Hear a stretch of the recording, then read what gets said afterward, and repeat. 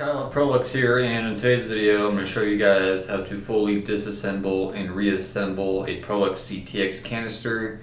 There will also be timestamps in the description if you guys are looking for something particular. So without further ado, let's get started. Tools needed: you're going to need an electric drill, you're going to need a flathead screwdriver, you're going to need a skinnier Phillips head screwdriver, and possibly a pick of some sort. It would also be very convenient if you had some sort of homemade jig. Quickly threw this one together. But this just helps hold the CTX in place. Otherwise it's going to be wobbling on you and it's going to be more difficult to remove everything. So here we have the CTX flipped upside down, and there's going to be 4 screws holding on the bottom plate. Got 1, 2, 3, and the last one's going to be underneath this sticker.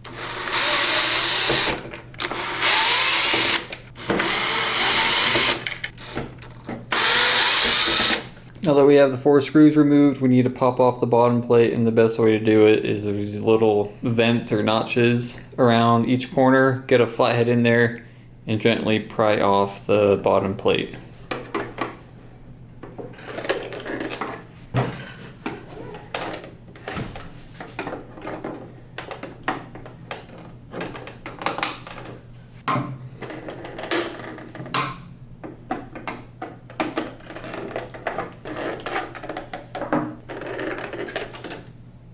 Alright, so we got the bottom plate separated from the body.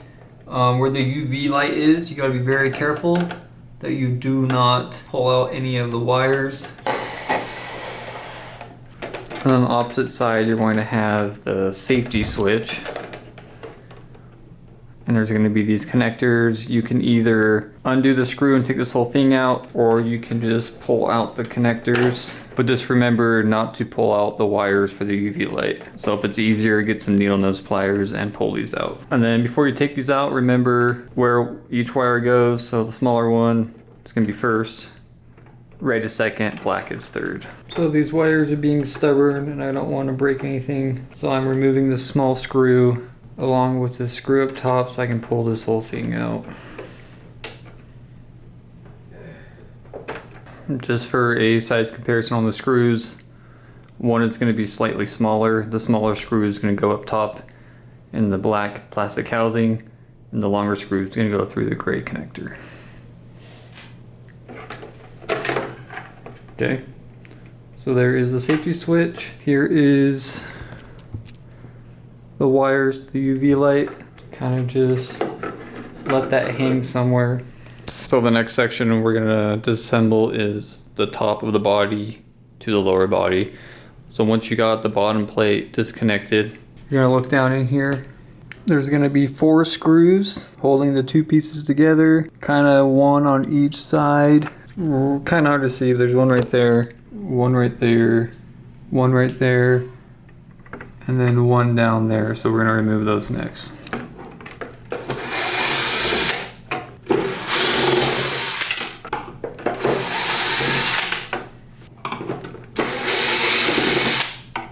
Alright, once you got the 4 screws removed, set them aside. They're going to be different compared to the bottom plate screws, so make sure you separate them. Okay, then now we're going to put the bottom plate back into its position. And then now we're going to carefully flip it upside down.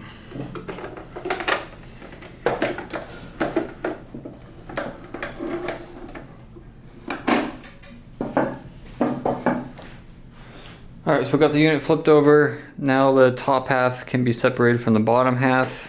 So depending on what you're doing, you have the circuit board up here. You have the wires going to the switch, which I'll show you guys how to place the switch as well. And then you're going to have the motor, and then you're going to have the motor bracket along with some other wires. So to remove the circuit board, you're going to want to unconnect this white plug, and then there's going to be this brown plug. Disconnect that, and then to actually remove the circuit board, we got to take the handle cover off to remove these 2 screws holding into place. So let's go ahead and pull those.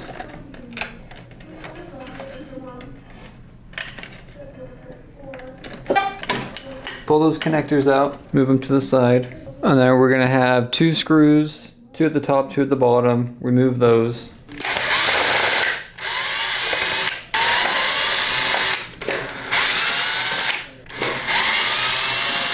So now we got those screws removed. The handle comes apart. And since we disconnected that brown wire, you can feed it through this hole. All right, so now that we have the handle cover removed from the top portion of the body, we can now remove the circuit board. These screws for the handle are not magnetic. So when you tip this cover upside down, they're gonna fall out. Just go ahead and do that right off the bat to get them out of there. And then here are the two circuit board screws. They're gonna be black.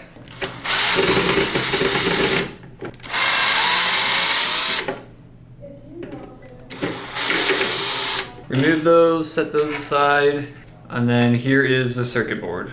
And then if you need to actually replace the circuit board, if we send you a new one, it's gonna be, the wires are gonna be color coded, so you're just gonna have to snip them and then tie them together with a wire nut. That's pretty straightforward. Now that we got the top handle and the cover removed, all you have to do is just fold it out and feed the wires through it. And here's going to be the handle with the switch. Just so you guys can see, this cover pulls off. Just make sure you pull it off evenly, otherwise it's going to be in a pain. Okay, so there's the cover. Here's going to be the actual handle. If you guys need a replacement switch, we will just send you this whole part. Here's why. The cover of the switch will come off, but that's about it. The switch is actually part of their circuit board, and if we were to replace this, or if you were to replace this, it would be a huge pain and not worth the time. So if you need a replacement handle and a switch, or just a replacement switch, we would send you this whole part. It just makes it easier for us and for you guys if you're replacing it. So that is pretty much how you disassemble the CTX. Again, you could go ahead and pull the motor out, but we rarely see any issues with the motor, so I'm not going to go over that. If you have motor issues, just send it in. We'll either replace it or we'll send you a new canister. We cover shipping both ways along with parts and labor. So for you guys, it'd be easier just to send the whole canister back. But if you're a DIYer and you like to do things, this video should help you on how to disassemble everything. But with that out of the way, I'm going to show you guys how to fully reassemble the CTX. So we're going to start with the handle. So go ahead and just feed the pegs through the holes. And then you're going to feed this wire through this opening in the handle cover. That snaps into place. Now we need to reconnect this cover to the upper body part. But before we do that, you need to feed this wire through this hole.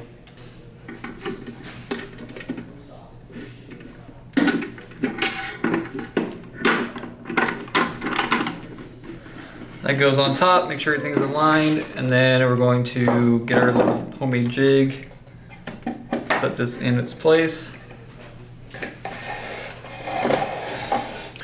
And then we're going to find all those screws that I lost. And then I usually like to put one screw up top, one on the bottom in opposite directions, just so everything is seated properly. Actually, I made a mistake, so we gotta take these screws out because I forgot to put the circuit board back in. So just take these screws out.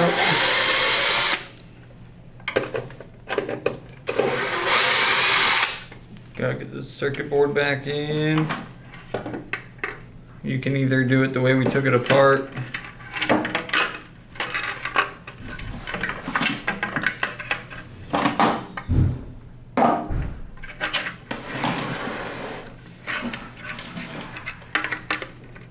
so it looks like that. But before we tighten everything down, you're gonna want to put those screws in first, just so this motherboard has something to sit in. Otherwise it'll fall out. So go ahead and screw those screws back in top.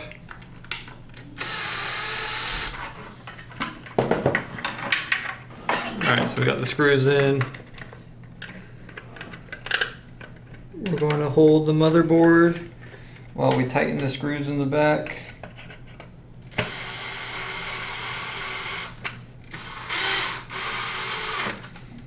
And just make them snug, don't over tighten them. Alright, so the motherboard is back into its place. Now that we got the handle back on top, we can go ahead and plug in this connector. Okay, now we're gonna do the white one. Okay, so now that we got the circuit board back in, everything's plugged in, now we can tighten down the handle. Alright, I wasn't sure if you guys saw what I did attaching the circuit board, but you have to take off the handle and put those 2 black screws in just slightly. There's one right there, one right there. Put them in just a little bit so the circuit board can sit on it, and then screw the screws in all the way till they're snug so it holds into place. Then plug in the white wire, the white plug and the brown plug. So now we just need to reattach the handle. So get those screws in.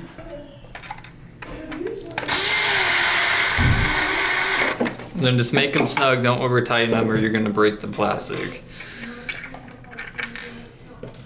So we got 2 up top.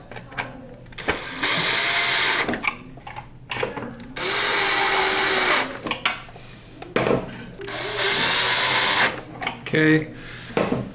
So again, I just put in the 2 screws right there, and then 2 screws right there. And that is going to make the handle cover and the actual handle secure to the body. So now we need to take this, align it on top of the lower body portion, and then we're gonna have to gently flip it upside down and then put in 4 of the screws, which are gonna go right here. And that's gonna hold the top portion to the bottom portion. All right, so here's going to be the front of the unit. This is where the plug for the power hose plugs into, and then on the top body you have this little notch. So that is just going to slide in. And then here's the tricky part. We need to flip the canister upside down onto our homemade jig, making sure the top portion of the body does not fall off. Alright, so now we got everything flipped upside down, we're going to gently remove the bottom plate and just kind of move it out of the way so we can gain access to some of these screw holes. Because remember, we do not want any of this white or black wires coming out of the UV light, or gotta take the whole thing apart, reattach it, so just be careful with that. It's kind of like when you're hanging a brake caliper, when you're doing a brake job. It can hang a little bit, but you don't want too much stress on the wires.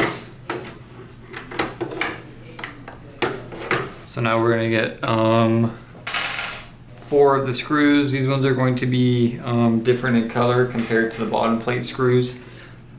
Can't really tell, but the bottom plate screws are just slightly darker than the screws we're gonna use to connect the 2 halves.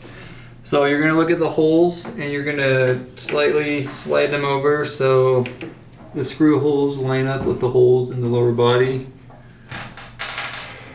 And then these ones are magnetic, so put it on your electric drill, put it in the hole, and just make them snug.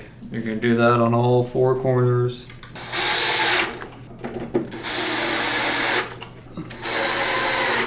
Okay. So we got those 4 screws in. If you probably can't see the screw holes in the videos, but once you're actually doing it, they're super hard to miss. 2 on each side. Okay, so now we're going to reconnect the bottom plate, but we need to secure the safety switch to its bracket. So here's the switch. I'm gonna go ahead and reconnect the smaller plug since we took the whole switch assembly out. So it just slides up. And then remember, the shorter screw goes up top. Get it in there and get it started. And then just give the actual switch a snug to make sure the screw's going through the correct hole. And then we're gonna start this longer bottom screw. So that's started. I'm gonna finish the top screw. Just make it snug. Snug. Okay, so now we got the safety switch fully secured back to the unit. Now all we have to do is slide the bottom plate into its tabs and then put the screws back in. So on the bottom plate, there's going to be these little notches on each side. And those notches have to slide in. Camera won't focus, but there's this little notch right here on both sides. So just line those up.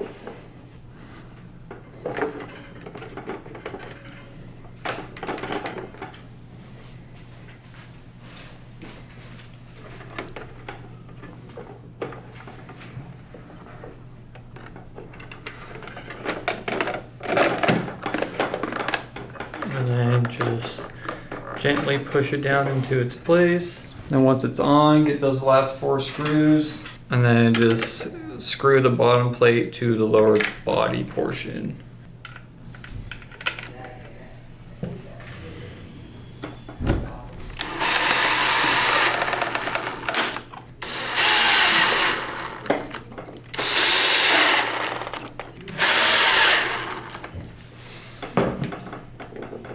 And then just snug them up a little bit, but don't go too much or you're gonna break the bottom plate. Alright, so that is how you reassemble a CTX canister. Again, I showed you guys how to take the bottom plate off, how to separate the 2 body portions, remove the circuit board, how to replace the circuit board if you need to, along with removing the handle, and then what to do if you need a new handle. And then if you took the water separator off, just push that into its spot and put the nut on top and you're good to go. But I think the last and most important thing, if you decide to do this job yourself, is once you get everything back together, plug it in and make sure it works. Okay, so nothing is lighting up because we don't have a water bowl on. So I'm going to manually engage the safety switch with a screwdriver, and the lights are shining up.